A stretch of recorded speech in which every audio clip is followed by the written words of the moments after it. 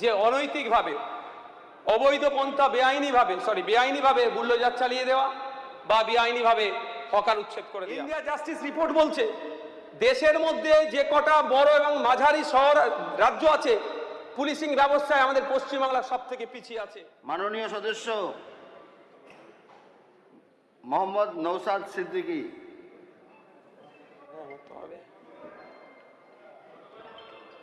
Sir, আপনার মাধ্যমে রাজ্যের পরিবেশ মন্ত্রীর দৃষ্টি আকর্ষণ করছি উল্লেখ পর্বে ভাঙড় বিধানসভায় মাননীয় সদস্য পরিবেশ কি স্যার আপনি বলেছেন পূর্ত। স্যার ওয়েটল্যান্ড বলে সেটা পরিবেশ দপ্তরের আন্ডারে আসছে। ভাঙড় বিধানসভা এলাকার অবৈধ নির্মাণ এখানে লেখা আছে। অবৈধ নির্মাণ স্যার ওয়েটল্যান্ডের ওপরে অবৈধ নির্মাণ ওয়েটল্যান্ডটা স্যার আমাদের রাজ্যের পরিবেশ দপ্তরের আন্ডারে আছে। বলুন। স্যার ভাঙড় বিধানসভায় রামসার সাইটের অন্তর্ভুক্ত ওয়েটল্যান্ডগুলোতে অবৈধ নির্মাণ এবং যেভাবে অবৈধ জনবসতি তৈরি হচ্ছে তার বন্ধের জন্য আমি আবেদন করছি। স্যার ভাঙড় বিধানসভার বেওতা টু বামনঘাটা অঞ্চলেই মূলত ওয়েটল্যান্ডের আন্ডারে পড়ছে, যেটাকে east Calcutta wetland management authority conduct করে দেখাশোনা করে। কিন্তু দুর্ভাগ্যক্রমে ওখানে যারা 20 বছর 30 বছর 40 বছর বসবাস করছে তারা একটা ইলেকট্রিকের মিটার নিতে গেলে তাকে ডিস্টার্ব করা হয়, যথাসময় দেওয়া হয় না, তাকে ঘোরানো হয়। শুধু তাই নয়, একটা রুম এক্সটেন্ড করতে গেলে টয়লেট পর্যন্ত একটা যদি নতুন করতে চাই অথরিটি তাদেরকে বাধা দায় করতে দেয় না। কিন্তু ইদানিংকালে দেখছি বিগত 15 বছর সরকারের যে রীতি চলছিল এই নতুন সরকার আসাতেও কিন্তু একই রীতিতে চলছে। ওই ওয়েটল্যান্ডগুলোকে বুঝিয়ে অবৈধ নির্মাণ হচ্ছে। স্যার এটা আন্তর্জাতিক জলাশয়ের অন্তর্ভুক্ত 1971 সালে ইরানের রামসারে যে চুক্তিবদ্ধ হয়েছিল পরিবেশ সচেতন ব্যক্তিদের নিয়ে, আমাদের দেশের প্রতিনিধি গিয়ে সেখানে অঙ্গীকারবদ্ধ হয়েছিল এই জলাশয়ের যে স্বাভাবিক চরিত্র আছে কোনোভাবেই সেগুলো পরিবর্তন করবে না। বর্তমান সময়ে কিছু অসামাজিক ব্যক্তির উদ্যোগে ওই সমস্ত ওয়েটল্যান্ডগুলোতে রিসর্ট বা প্রমোটিং হচ্ছে। আমি মন্ত্রী মহাশয়ের কাছে অনুরোধ করব দ্রুততার সাথে এটা ব্যবস্থা গ্রহণ করুন, এই জলাশয়গুলোকে তার স্বাভাবিক চরিত্র বজায় রাখার যাতে যাই তারও ব্যবস্থা গ্রহণ করুন। ধন্যবাদ স্যার। আজকে স্বরাষ্ট্র পার্বত্য বিষয়ক বিভাগে বাজেট নম্বর 38-এর ওপরে আলোচনায় সুযোগ দেওয়ার জন্য 68 নম্বর দাবির ওপরে। স্যার বর্তমান সরকারের কাছে এটা সবথেকে বড় চ্যালেঞ্জ একটা দাঁড়িয়েছে, যেটা বিগত 15 বছর ধরে পুলিশকে যেভাবে তৃণমূলীকরণ করে দিয়েছিল, রাজনীতিকরণ করে দিয়েছিল, সেটা থেকে টেনে বার করে এনে পুলিশিং ব্যবস্থা, smart policing system, real time response থেকে শুরু করে অ্যাকচুয়াল পুলিশের কি কার্যকারী ভূমিকা পালন করা দরকার সেটাকে পুনঃপ্রতিষ্ঠা করা। স্যার সাথে সাথে আমরা দেখেছি বিগত পঞ্চায়েত নির্বাচনে এবং পৌরসভা নির্বাচনে কিভাবে পুলিশকে দিয়ে শাসকের হয়ে ব্যাটিং করানো এবং বিরোধী কণ্ঠকে রোধ করানো। আমি আশা করব ওই কর্মকাণ্ডের সাথে যে যারা যুক্ত তাদের বিরুদ্ধে একটা কমিশন বসিয়ে যথাযথ তাদের বিরুদ্ধে ব্যবস্থা গ্রহণ করা। স্যার এই বইটার মধ্যে বাজেটের মধ্যে দ্বিতীয় পৃষ্ঠাতে দেখছিলাম দুটো খুব ভালো শব্দ দেখতে পেলাম, একটা বলিষ্ঠ গণতন্ত্র, বৈচিত্র্যের মধ্যে ঐক্য। সুন্দর শব্দবন্ধনী, অবশ্যই এটা দরকার। তবে বলিষ্ঠ গণতন্ত্র অর্থে এটা নয় যে অনৈতিকভাবে অবৈধ পন্থা বেআইনিভাবে বুল্ডোজার চালিয়ে দেওয়া বা বেআইনিভাবে হকার উচ্ছেদ করে দেওয়া। আমরা বলিষ্ঠ গণতন্ত্রের অর্থে এটাই মনে করি রুল অফ ল বা আইনের শাসন প্রতিস্থাপন কি আমরা মনে করি। স্যার এই বইয়ের 2 নম্বর পৃষ্ঠাতে আর এক জায়গায় সীমান্তবর্তী এলাকার উন্নয়নের কথা বলা হয়েছে। অবশ্যই আমরা চাইব সীমান্তবর্তী এলাকায় উন্নয়ন হোক। এখানে বেশ কিছু এলাকাকে স্ট্র্যাটেজিক জোন হিসাবে দেখানো হয়েছে। আমরা এটুকু মাথায় রাখতে হবে যে সীমান্তবর্তী এলাকা কেবলমাত্র মিলিটারি স্ট্র্যাটেজিক জোন নয়, এখানে যারা বেশি বাস করেন প্রান্তিক মানুষ, সমাজের মানুষ। 1947 বাংলা ভাগের সময় যেভাবে সাধারণ মানুষের ঘরদোর উঠোন মাঠঘাটের ওপর দিয়ে ভাগ হয়েছে, র্যাডক্লিফ লাইন তৈরি হয়েছিল, সেটা অনেক মানুষ আজও পর্যন্ত তার ক্ষত বহন করে যাচ্ছে। দেশ স্বাধীন হওয়ার মাত্র 2 মাস আগে র্যাডক্লিফ সাহেব বিলেত থেকে এসে স্বল্প সময়ে মাত্র 1 মাসের মধ্যে যেভাবে দেশকে ভাগ করে দিয়ে চলে গিয়েছে, আজও তার সেই জ্বালা যন্ত্রণা আমরা ভুগছি। তিনি না জানতেন ভৌগোলিক অবস্থান, না জানতেন সামাজিক পরিস্থিতি সম্পর্কে তিনি অতটা ওয়াকিবহাল ছিলেন না। ফলে স্যার আজও সেখানে এলাকার মানুষ, সীমান্তবর্তী এলাকার মানুষ চোরা কারবারিদের শিকার হয়, নানান ধরনের অসামাজিক কর্মকাণ্ডের শিকার হয়, কিন্তু টোটাল মানুষেরা সাফার করে অল্প সংখ্যক মানুষের এই অন্যায় কাজের জন্য। স্যার আমরা এটাও জানি, এ অভিযোগ আসে সীমান্তবর্তী এলাকায় যারা দায়িত্বে আছেন সীমান্ত রক্ষার, তাদের দ্বারা অনেক সময় হিউম্যান রাইটস ব্রেক হয়।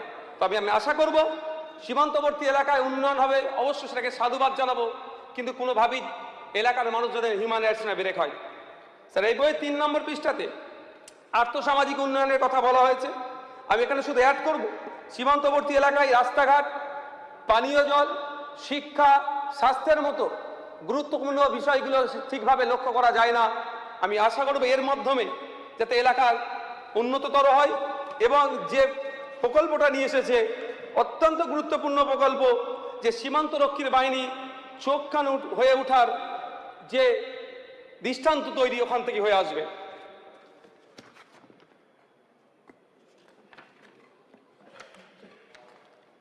স্যার এই বাজেটের 4 নম্বর পৃষ্ঠাতে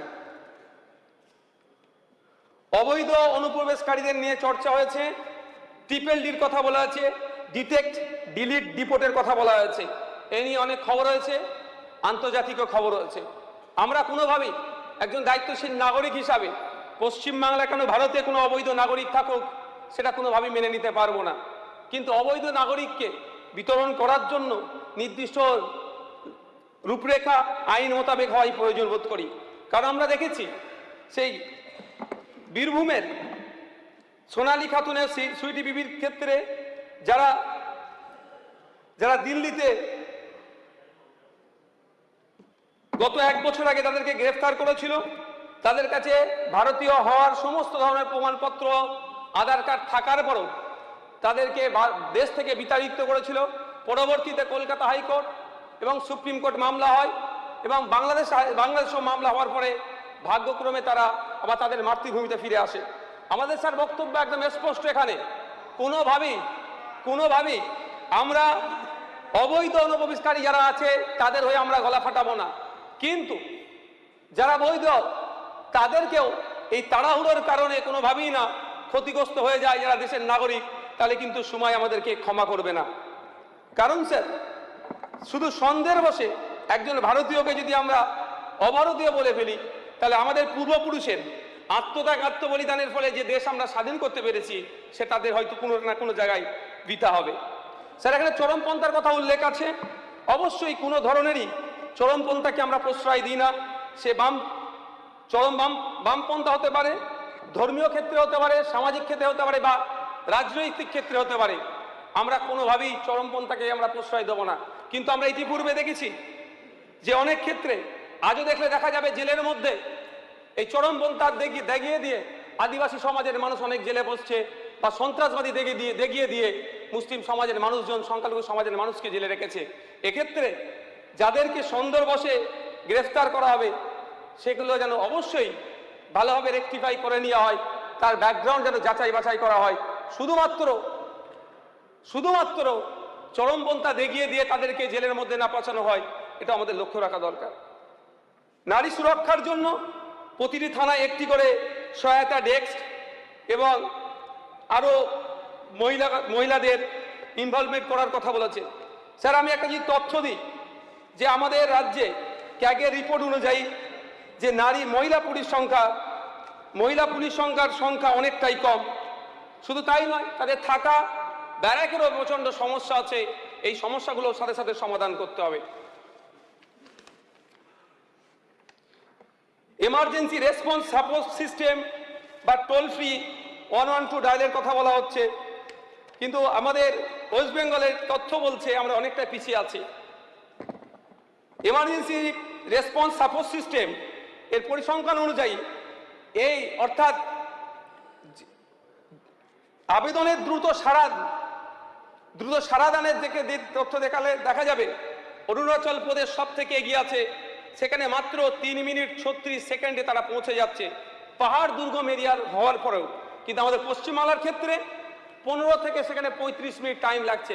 আমি আশা করব নতুন সরকার যে পলিসি নিয়ে আসছে দ্রুততার সাথে সেই পদক্ষেপ গ্রহণ করবেন এবং ইনসিডেন্ট পয়েন্টে প্রশাসন দ্রুততার সাথে পৌঁছে যাবে। সাথে সাথে নতুন ভিকেলের কথা বলা হচ্ছে, নতুন বরাদ্দ হয়েছে। পশ্চিমবাংলা সরকারের বর্তমানে বিগত সরকার আমলের তথ্য বলছি আমি, 30 to 35% এমন ভিকেল আছে, সেগুলো এমন গাড়ি আছে চলাচলের অযোগ্য, সেইগুলোকে দিয়ে চালানো হতো। পশ্চিমবাংলা পুলিশের আধুনিকীকরণের প্রয়োজন আছে স্যার। তার জন্য আমি কয়েকটি তথ্য তুলে ধরছি, কোন কোন জায়গায় আমাদের ল্যাক আছে, কোন জায়গায় আমাদের গ্যাপ আছে, সেগুলো কিভাবে পূরণ করা যায়।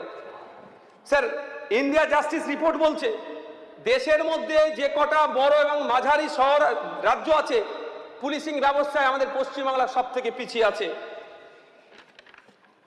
স্যার, অত্যাধুনিক ওয়েপেন অস্ত্রশস্ত্রের দিক থেকে আমাদের ওয়েস্ট বেঙ্গল 71% পিছিয়ে আছে, শর্টেজ আছে। শুধু তাই নয় স্যার, স্মার্ট পুলিশিং ইন্ডেক্সে আমাদের স্কোর মোটেও ভালো নয়, 10-এর মধ্যে 6.66%, যেটা তালিকার 17তম স্থানে আছে। স্যার, পরিশেষে একটা কথাই বলবো, যেটা আমি স্পোর্টস ফিল্ড থেকে উঠে এসেছি, ভলিবল প্লেয়ার ছিলাম। এখানে অসামান্য ক্রীড়াবিদদের জন্য যে ইন্সপেক্টর থেকে শুরু করে ডেপুটি সুপারিনটেন্ডেন্ট পদের কথা বলা হয়েছে, এগুলো তো যারা মেডেল নিয়ে আসে তার সাথে সেগুলোর উল্লেখ করা আছে। একটা সময় ছিল স্পোর্টস কোটায় রিক্রুটমেন্ট হতো নিয়মিত, 2% স্পোর্টস কোটায় রিক্রুটমেন্ট ছিল, সেটা বন্ধ হয়ে গেছে। আমি অনুরোধ করব মাননীয় মন্ত্রী মহাশয়ের কাছে আবার পুনরায় স্পোর্টস কোটায় রিক্রুটমেন্ট ফিরিয়ে নিয়ে আসা, এবং সাথে সাথে সিভিক ভলেন্টিয়ার, ট্রাফিক গার্ড যারা আছেন, হোমগার্ড যারা আছেন, তাদের বিষয়টাও নিয়ে বিবেচনা করা দরকার। কোনো ক্ষেত্রে দেখা যাচ্ছে সিভিক ভলেন্টিয়ার, আপনার সময় শেষ হয়ে গেছে স্যার হাফ মিনিট নেবো স্যার, সিভিক ভলেন্টিয়ার থানার কর্তা হয়ে বসে যাচ্ছে, আবার কোনো দিকে দেখা যাচ্ছে সিভিক ভলেন্টিয়ার লাঞ্ছিত বঞ্চিত হচ্ছে। তা না করে এক নির্দিষ্ট পলিসি তৈরি করে যারা কন্ট্রাকচুয়াল বেসে আছে তাদের ভবিষ্যৎ সুনিশ্চিত করা দরকার। ধন্যবাদ স্যার। ধন্যবাদ শ্রী নওশাদ সিদ্দিকী মহাশয়।